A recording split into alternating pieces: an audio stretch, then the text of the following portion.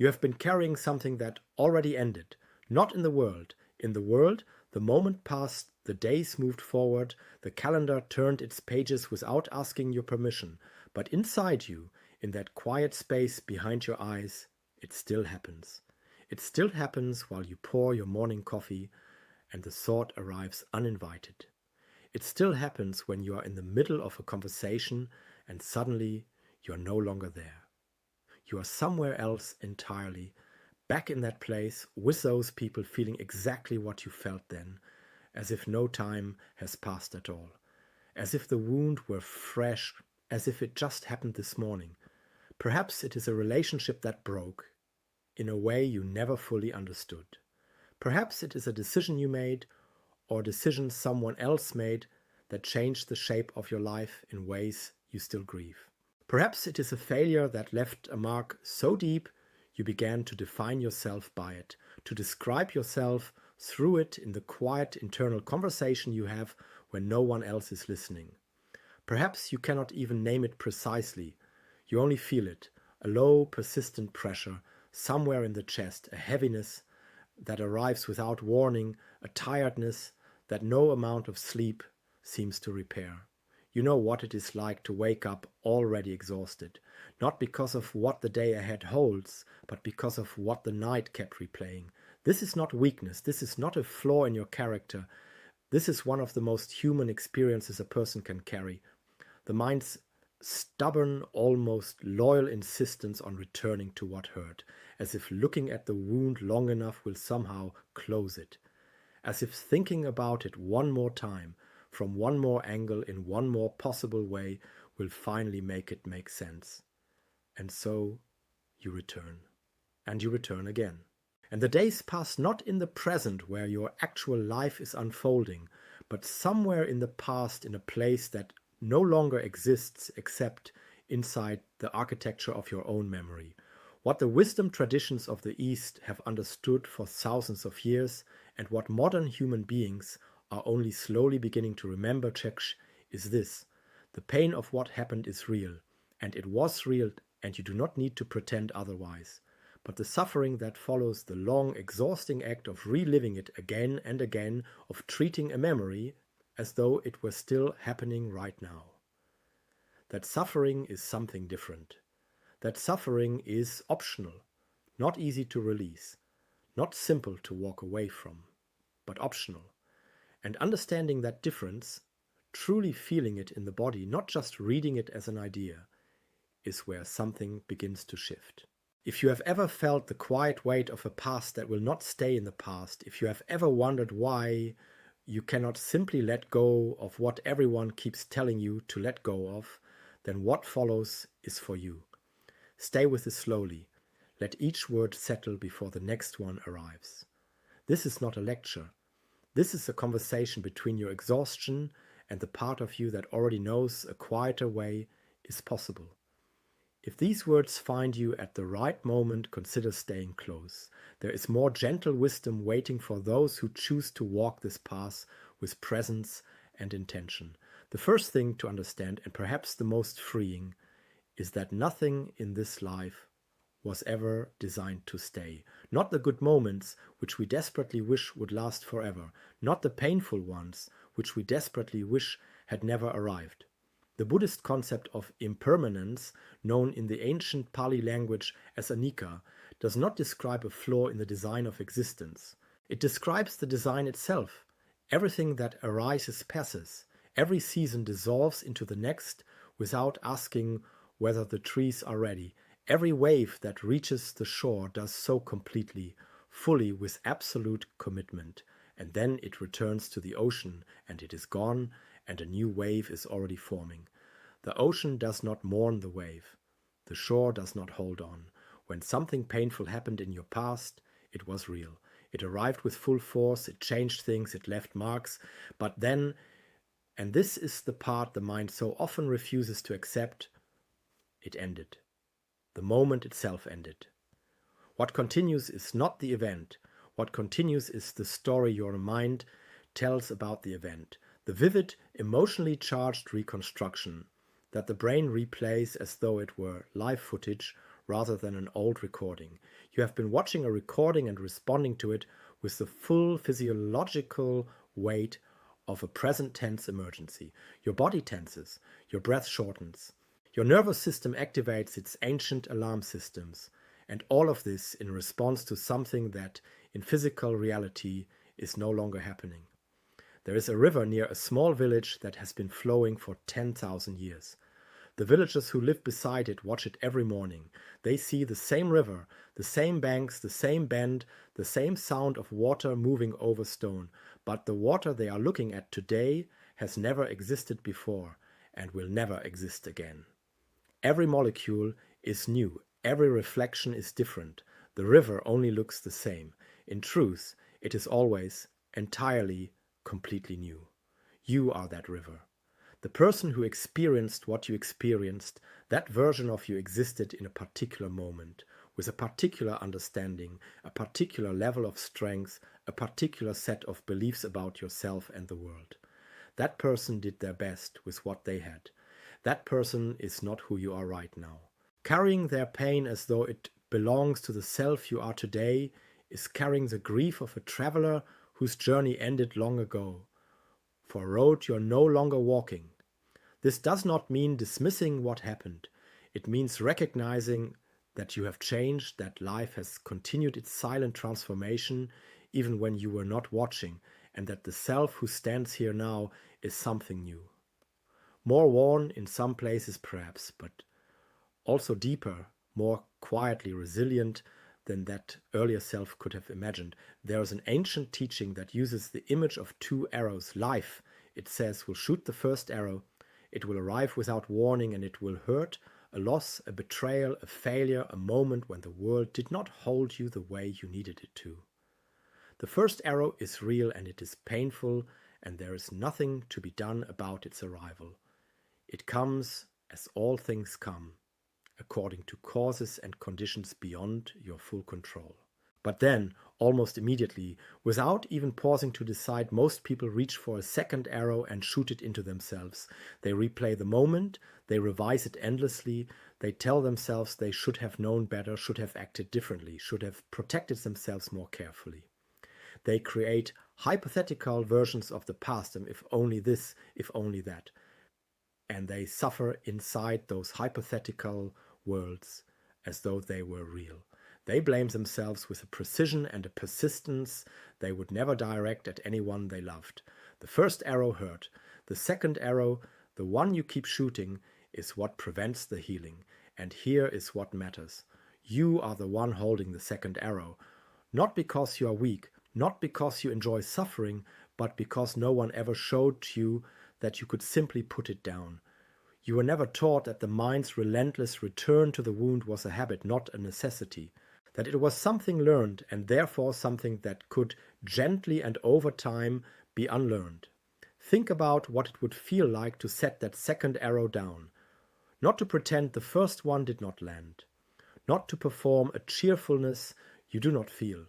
Simply to stop reaching for the one you are choosing to carry. To let the body soften by just a degree.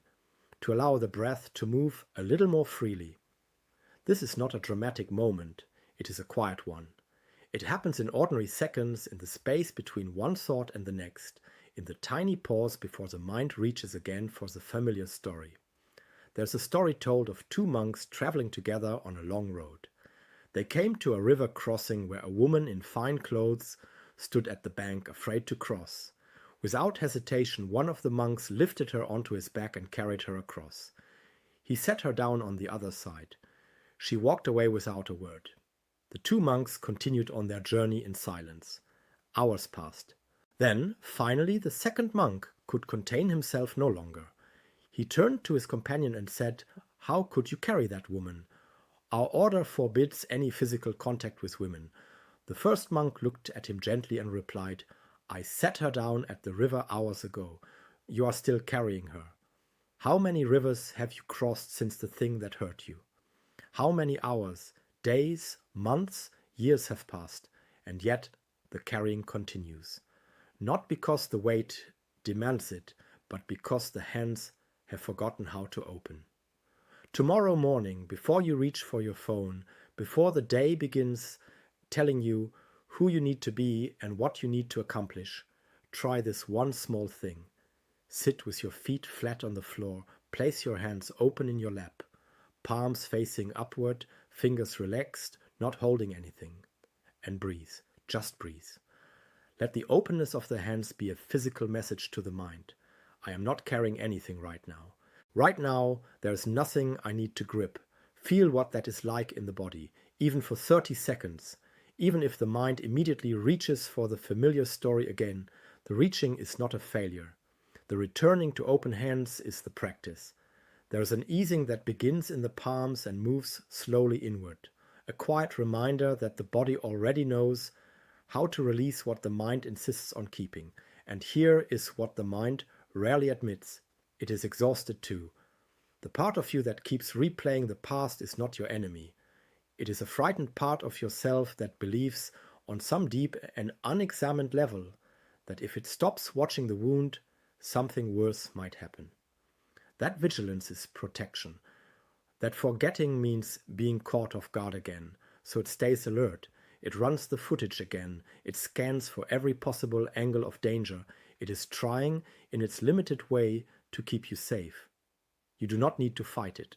You only need to reassure it quietly that you are here now, that you are no longer in the moment that hurt you, that you are safe in this breath, in this room, in this particular second of your life. For many people, and perhaps for you, there is a second layer beneath the pain of what happened. The belief that the past defines who you are. That the failure is not something you experience, but something you are. That the wound is not something that happened to you, but something essential about your nature. The mind takes the event and builds an identity from it. I am someone who was not loved enough. I am someone who made the wrong choice at the wrong moment. I am someone who was left behind. I am someone who broke what should not have been broken. And then the self organizes itself around that story and begins to see every new experience through its lens and quietly confirms it again and again until the story feels not like a narrative but like a fact. Buddhist wisdom offers a different understanding. It teaches what is known as anatta, the recognition that the self is not a fixed, permanent, solid thing. It is more like weather than like stone. It is a constantly shifting collection of thoughts, sensations, emotions, memories, and perceptions, none of which are as permanent or as defining as the mind believes them to be. You are not your worst moment. You are not the sum of your failures. You are not the wound. You are the awareness that is watching all of this. The consciousness that can observe the story without being trapped inside it. You are the sky, not the storm moving through it. If you have been living as though the storm were the whole of what you are, this distinction matters more than almost anything else you might understand about yourself. A story is something written. You are the one holding the pen. The past is one chapter, a chapter that may have been painful, that may have marked the pages deeply, that may have taken the narrative in directions you would not have chosen, but a chapter does not determine what the next one contains. The writer does. And you are still writing, even now in this moment, in the small choices you make about where to place your attention and how to speak to yourself in the quiet of your own mind, you are writing the next line. If you are drawn to continue exploring these teachings, to walk more deeply into the practice of releasing what no longer belongs to the present moment, stay close. There is more here for those who are ready to listen. Acceptance is one of those words that can feel at first like surrender. Like giving up, like agreeing that what was done to you was acceptable, or that your pain does not matter, or that you should simply move on because that is what resilient people do. But this is not what acceptance means in the Buddhist sense, not even close. Acceptance in this tradition means something precise and powerful. It means acknowledging that the fact occurred, that it is part of the record of what has happened in this life. That no amount of wishing, replaying, or agonizing will alter it by a single degree. And that the energy you spend in the refusal to accept it, the silent argument with reality, the insistence that it should have been different is energy taken directly from the only life you actually have, which is the one happening right now. Refusing to accept what happened does not change what happened. It only ensures that you experience it again and again and again in the present tense as though it was still occurring. Acceptance is not weakness. It is the act of reclaiming your life from the past that has been living inside your present. It is the radical, courageous decision to stop arguing with what is already written and to begin instead to author what is not yet. There is something that changes in the body when real acceptance arrives. It is not dramatic. It does not arrive with trumpets or with a sudden flood of emotion. It arrives quietly, often in an ordinary moment doing something simple as a softening. The shoulders drop slightly. The breath moves a little deeper into the belly. The jaw unclenches in a way you had forgotten was possible. The chest, which has been holding something tightly for longer than you can clearly remember, opens by just a degree. And in that degree of opening, something moves that has been still for a very long time. This is not the end of grief. It is not the end of memory. It is the beginning of carrying the memory differently, the way a scar carries the story of a wound without being the wound itself. A single practical step taken tomorrow morning when the thought of the past arrives in a course, and it will arrive, because this is what the mind does. Do not fight it and do not follow it. Simply say, internally, quietly, without drama, that happened and it is over and I am here now. 3 phrases, each one true. Feel the difference between those 3 phrases and the usual response, which is to engage, to replay, to add commentary, to spiral into what should have been. The 3 phrases ask nothing of you except honesty. That happened, it is over. I am here now. Return to your breath. Return to the physical sensation of the room around you, the temperature of the air, the weight of your body in the chair, the sound of whatever surrounds you in this moment. This is where your life is, not in the recording. Here. The mind will reach for the recording again, perhaps in 30 seconds, perhaps in 3 minutes. That is natural. That is not failure. Each time you notice the reaching and choose instead to return to the present, you are building something, not through force, not through discipline in the harsh sense of the word, but through the gentle repeated act of choosing the life that is actually happening over the one that already ended. There is a meadow in early morning just after the frost has melted. The grass holds the memory of the cold. You can see it in the way the light catches the remaining drops of water on each blade. But the frost is gone. The sun is present. The meadow does not mourn the frost or wish it had stayed longer or argue that the temperature should have remained different. It simply receives the warmth that is here now and allows the drops of cold water to evaporate gently into the air. This is not forgetting. The morning still happened. The cold was real. The meadow simply does not cling to it past the moment it lasted. You are allowed to do the same. You are allowed to let the cold of what happened rise and dissipate without gripping it. You are allowed to receive the warmth of the present moment, imperfect, ordinary, unremarkable as it may be, without demanding that it first justify itself by being better than what you lost. The present moment does not ask to be compared to anything. It only asks to be inhabited. These are not instructions for forgetting. They are not a prescription for pretending. They are an invitation, quiet, unhurried, without pressure, to begin the slow process of making your home in the only place where peace has ever actually been possible. Right here, in this breath, in this ordinary, irreplaceable second of the life you are still, despite everything, living. You do not need to carry all of this perfectly. You do not need to master these teachings before you're allowed to feel some relief. Even the smallest loosening counts. Even a single breath taken with awareness instead of habit is a step. Even the decision to read these words and let them sit with you without rushing to the next thing is a form of practice. The river does not try to flow. It simply flows according to its nature and the water finds its way. Go gently. Not because the path is fragile, but because gentleness is the pace at which lasting things grow. The kind of peace you are looking for is not built in a single dramatic moment of release. It is built in the quiet accumulation of ordinary moments chosen with awareness. A breath here, an open hand there, a gentle return to the present when the past calls you back into its rooms. Each return matters. Each one is real. Each one is, in its own unhurried way, a form of coming home. May you find the courage to set down what you have been carrying. May your hands remember how to open. May the past remain where it belongs, behind you, informing you, but no longer housing you.